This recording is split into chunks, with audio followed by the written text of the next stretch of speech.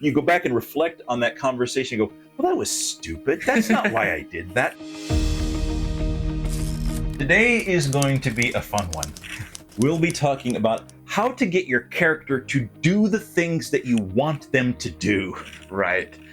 Today is going to be a spoiler video as well. We're going to be looking into some of the details of our characters and how we're getting them to do specific things in our story that we want them to do.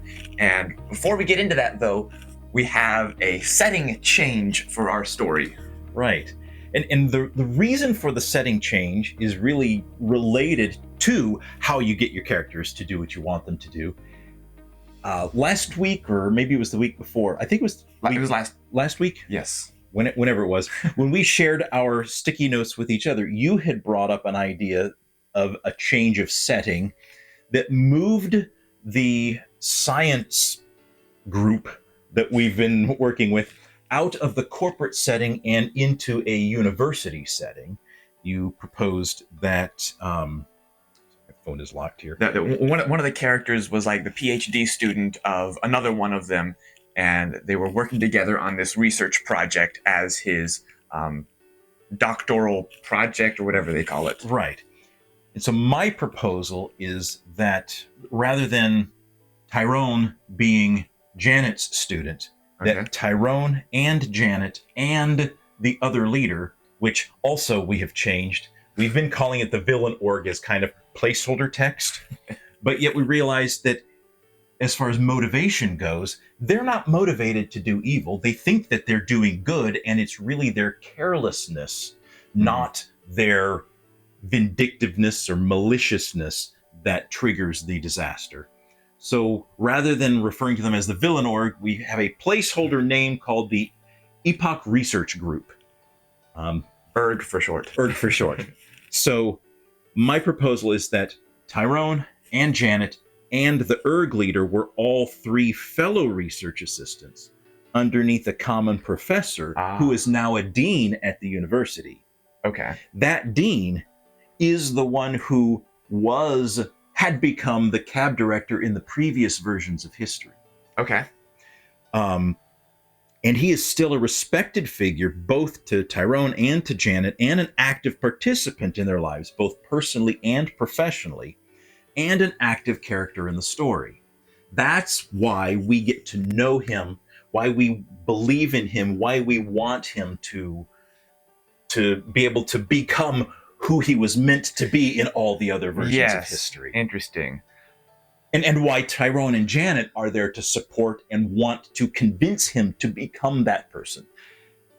I'm going to go off script here because I had also a different bullet point from what I was planning on sharing, and we'll get to that in a bit. But I had a different one that was also about how they get in contact with the former cab director, or the guy who was a cab director in the previous version of history.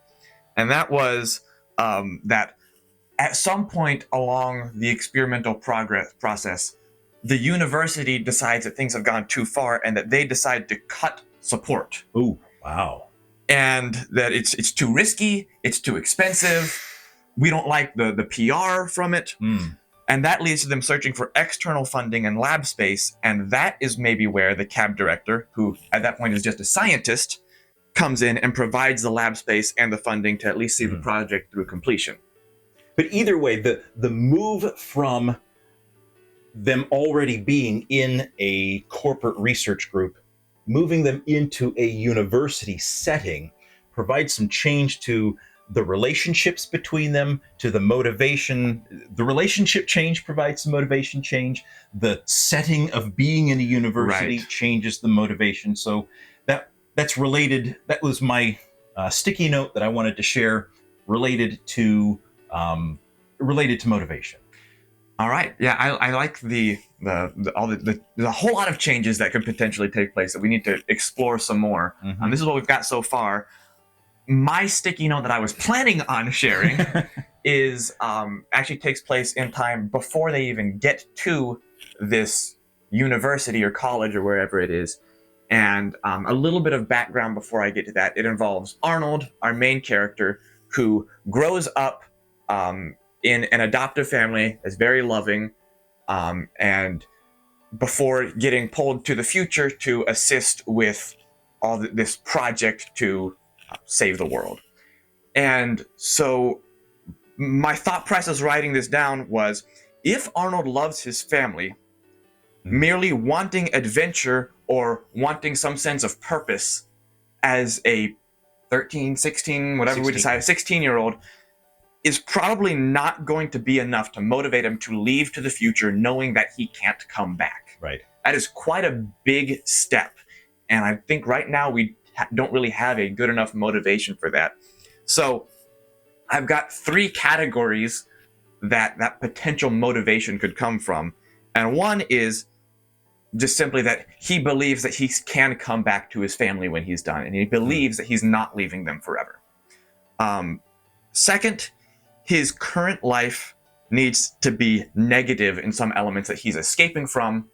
Or third, there needs to be some bigger pull to the future because there's something more there than just having a purpose. So I think those are our 3 categories that this motivation could come from. Do you have any thoughts? I do have some thoughts about specifics. Before I get to those, do you have any thoughts? The only thought I had was that we had talked about somehow Vanessa tricked him into being willing to come forward. And that feels like it fits in the first category, that he doesn't realize how big of a commitment he's made. Right. Yeah, we had talked about that. I don't remember how far we had gotten in that Vanessa tricked him. Not far. I think we kind of realized we ran into some issues with it and kind of stopped chasing that trail. Okay. I don't remember exactly. But I do have 2 ideas, one of those with 2 subpoints under it. The first one, maybe he's told that he needs to save the world, and he believes that it is his current world that he is saving and not a future one. Okay. And so he believes, if I don't do this, I'm going to lose what I have now. And I don't want to lose what I have now. So I'm going to do this, at least to keep my parents alive. Even if I am not going to be able to be with them anymore, they've done so much for me. This is the least I can do, is sacrifice this spatial relationship and being near them to be able to save them for the future. Okay. The second one, and this is more of a, rather than a pull for some reason to the future, this is a push away from the current, but also tied in with a pull to the future. Maybe he has bullies at school, and part of the teasing that hits home the most is, 1, he's adopted, so he doesn't belong. And he believes that he'll find belonging by going to the place that genetically designed him for a specific purpose. And then, or the bullying that hits home is, you'll never amount to anything. And he believes that he'll be important by saving the world.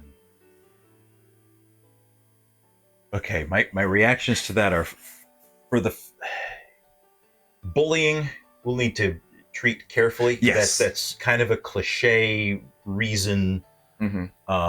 And jumping to the future feels like an awfully drastic response. Right, yeah, to I that. don't think either of those are sufficient motivation, but I think they could possibly play a role. And second, the belonging motivation, that is Vanessa's character arc. His character arc is one of respect. So I think the second one would tend to be more along that line. I agree with you that the push is not going to be sufficient. We will also need a pull, and I think we can introduce a lot of complexity, that there's a little bit of a nudge from the bullying that's not really sufficient. Also, the belief that, well, he has to do it to save his family, and it's not really that big of a risk because I can always come back. I think there'd be some interesting things to explore, that every decision that we make is a result of a combination of factors. And when somebody asks you, why did you do that? Often the answer that you come up with is only the first one of a myriad of reasons that comes to mind. And after you say, you go back and reflect on that conversation, you go, well, that was stupid. That's not why I did that. They're going to think I'm an idiot. Yeah, and that's really interesting when getting into character motivations of if we want to create a realistic story, there have to be multiple reasons why our characters do what they do. And they won't even realize it, even in trying to explain it. And the explanations can cause further communication, further tension, further conflict. I think we got lots of opportunities there. Yeah. So that's what I have for my bullet point. And it's interesting when we talk about this whole motivation. We know that we need to get Arnold to go to the future. Yes. We need him to do that, and we're still exploring. So far, he's kind of refusing. And I remember we talked about this once before. I need my character to go do that, but they're stubborn and they're refusing to do it. What do you do? And I think we're still at a safe place because we're still getting to know our characters. They're still malleable. We haven't really become them yet, at least not very often. We're doing some writing exercises where we're starting to put ourselves in their brains and in their skin, but that hasn't happened a whole lot yet. Right. And I think we talked about at the beginning, how do you get your character to do what you want them to do? And I think there are a couple of options that we've explored here. One of them, change the setting. That was our big one, moving from corporate lab to university lab. Changing the setting can change a lot of what's going on around the characters and change their motivation. Second, change their background, possibly with the idea of the bullying or maybe the information that they're receiving can change their motivation. And then the biggest one, change the character. Change who they are. Change who they are, not necessarily their name and all that stuff, but their character traits, who they are as a person. And it's a lot harder to do if you've done a lot of pantsing and you've written a lot and you have to go back and throw a bunch of stuff away. All of those really depend on having the story still be in a malleable state, which I think we're fortunate enough in our beginner state that's kind of where we are. Yes. But I'm interested to hear from you.